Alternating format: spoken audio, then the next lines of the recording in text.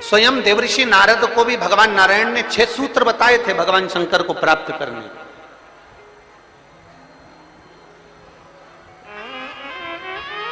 अब इनमें से एक सूत्र भी, जितने लोग आस्था चैनल पर कथा सुन रहे हैं, फेसबुक यूट्यूब पर कथा सुन रहे हैं और जितने विदिशा की पवित्र भूमि पर कथा सुन रहे हैं, इनमें से एक सूत्र भी अगर हम अपनी जिंदगी में उतार लें तो हमको देवादिदेव महादेव का साक्षीकरण जरूर होता। 6 सूत्र देवर्षि नारद को बताए।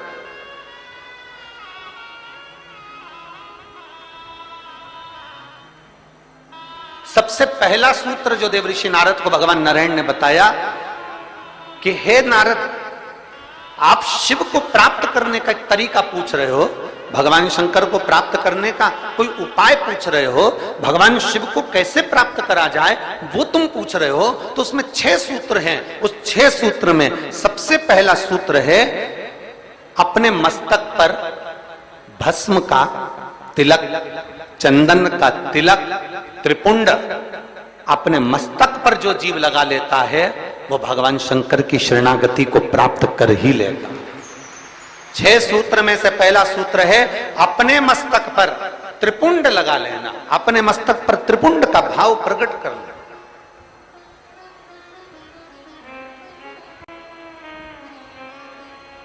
अब एक बात बहुत ध्यान से सुनिएगा, जरा स्मरण में रखिएगा।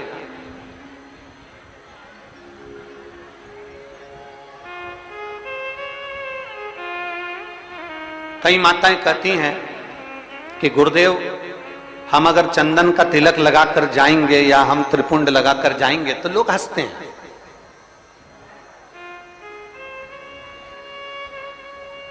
हम अगर चंदन का तिलक लगाकर जाएं, त्रिपुंड लगाकर जाएं तो दुनिया के लोग हंसते हैं। तो हम स्त्री को, हम नारी को क्या करना चाहिए? शिव महापुराण की कथा कहती है कि मात्र शिवलिंग का स्पर्श कर कर, मात्र अशोक सुंदरी वाली स्थान का स्पर्श कर कर, मात्र पीठिका का स्पर्श कर कर, मात्र नंदी का स्पर्श कर कर, मात्र शंकर भगवान के दरवाजे की चौखट का स्पर्श कर कर भी नारी 3 उंगली अपने मस्तक पर लगा लेती है तो वो त्रिपुंड का ही भाव प्रकट कर देती है। मात्र उतना भी कर लिया तो शिव तत्व की प्राप्ति।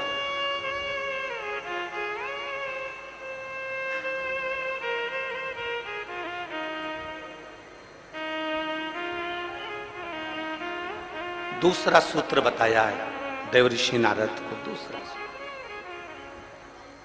ये 24,000 श्लोक की 12 संहिताओं के अंतर्गत जो देवर्षि नारद को वर्णन किया जा रहा है, इसमें 6 सूत्र से वेत्रवती शिव महापुराण की कथा को प्रारंभ कर रहा है।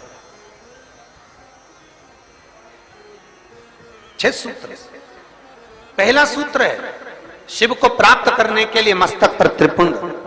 दूसरा सूत्र है जब मौका मिल जाए तो देवादिदेव महादेव के मंदिर में 1 लोटा जल समर्पित करना। यह दूसरा सूत्र है करना। दूसरा सूत्र है भगवान शंकर के शिवालय में, भगवान शंकर के शिवालय में पहुंचकर 1 लोटा जल समर्पित करना। तीसरा सूत्र है अपने गले में रुद्राक्ष को धारण करना। ये तीसरा सूत्र। मान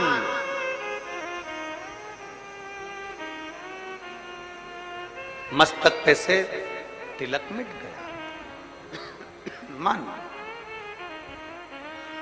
मृत्यु का समय, प्राण छूटने का समय आया, घबराहट हुई तो सिर पे पसीना आया, पसीना आया तो कोई रुमाल लाया और उसने मस्तक पे से त्रिपुंड को पोंछ दिया, तिलक को पोंछ दिया। मान लो तिलक कुछ गया, ज्यादा स्वास्थ्य खराब था तो आप शंकर के मंदिर में पहुंचकर 1 लोटा जल भी नहीं समर्पित कर पाए। मान लो आप शिव के मंदिर नहीं पहुंचे, जल आपने समर्पित नहीं किया। मान लो आप शंकर पर चढ़ा हुआ जल भी नहीं पी पाए। शिव महापुराण की कथा कहती है, भगवान शंकर का संवाद कहता है त्रिपुंड नहीं है, एक लोटा जल समर्पित नहीं कर पाए, शंकर की चौखट तक नहीं पहुंच पाए, तो शिव महापुराण की कथा कहती है एक कार्य कर लो, अपने गले में एक रुद्राक्ष या तुलसी की माला, इन दोनों को धारण कर लो। क्यों? क्योंकि सिर का तिलक मिट जाएगा, मान लो तुम्हारे पास में कुछ होगा तो वो छूट जाएगा, पर ये गले में पड़ा हुआ रुद्राक्ष, गले में पड़ी हुई तुलसी की माला, अगर तुम्हारे प्राण भी छूट गए तो वो तुम्हें नरक नहीं भेज सकते, वो तुम्हें शिव धाम ही भेजेंगे, भगवान शंकर के धाम।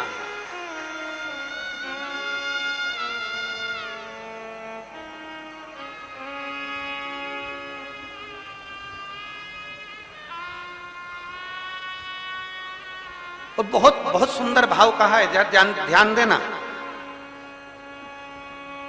कोई कहे कि गुरुजी हम नारायण को भजने वाले हैं, हम मरेंगे तो बैकुंठ जाएंगे। कोई कहे हम राम को भजने वाले हैं, हम मरेंगे तो बैकुंठ जाएंगे। कोई कहे हम कृष्ण को मानने वाले हैं, हम मरेंगे तो बैकुंठ जाएंगे। कोई कहे हम दत्त को मानने वाले हैं, हम मरेंगे तो हम बैकुंठ जाएंगे।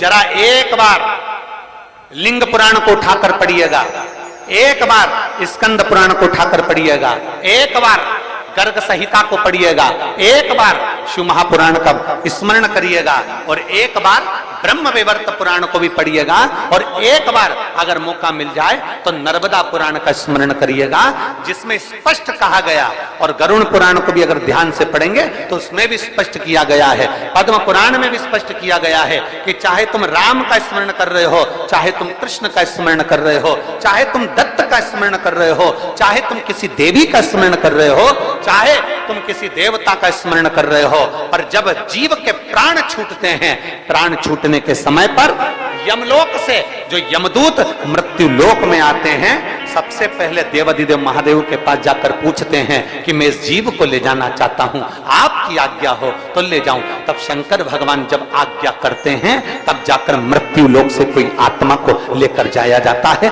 कोई जीव को लेकर जाया। शिव आज्ञा नहीं करे तो कोई जीव को नहीं ले जा सकता।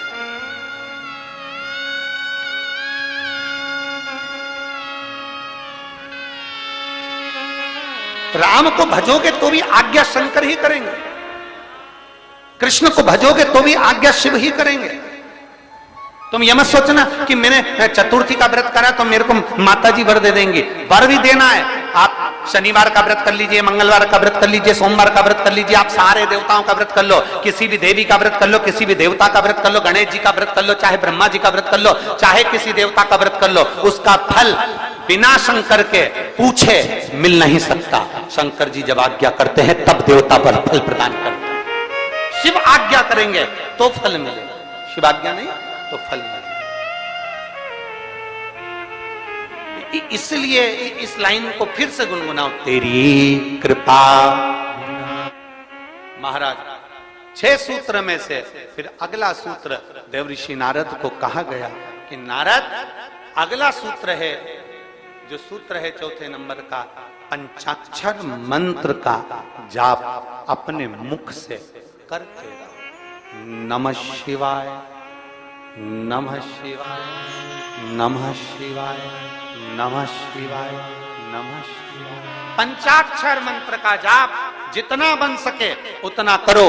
पंचाक्षर मंत्र का जाप ना कर सको, षडाक्षर मंत्र का जाप करिए। ओम नमः, षडाक्षर मंत्र का जाप नहीं कर सकते तो श्री शिवाय नमस्तुभ्यम का जाप करिए, और इतना भी नहीं कर सकते तो जो तुम्हारे गुरु ने तुमको मंत्र प्रदान कर दिया उस मंत्र का जाप करते रहो, तो भी शिव कृपा हो। जो दिया एक सूत्र, त्रिपुंड धारण करना दूसरा सूत्र है, शिव के शिवालय में जाकर जल चढ़ाना तीसरा सूत्र है, रुद्राक्ष को धारण करना चौथा सूत्र है, अपने मुख से पंचाक्षर मंत्र का जाप, अपने मुख से भगवान के मंत्र का जाप, पंचाक्षर मंत्र का जाप करना, ये अगला भगवान शिव के मंत्र का जाप।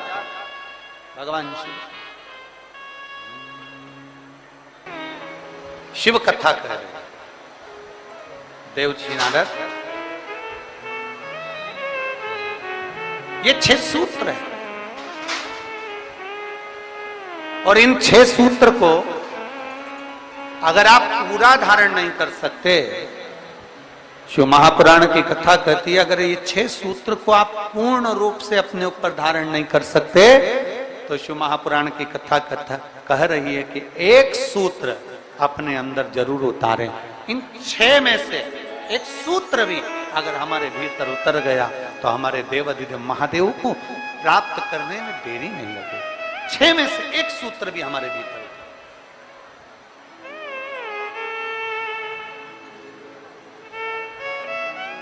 अब ये आपके ऊपर निर्भर करता है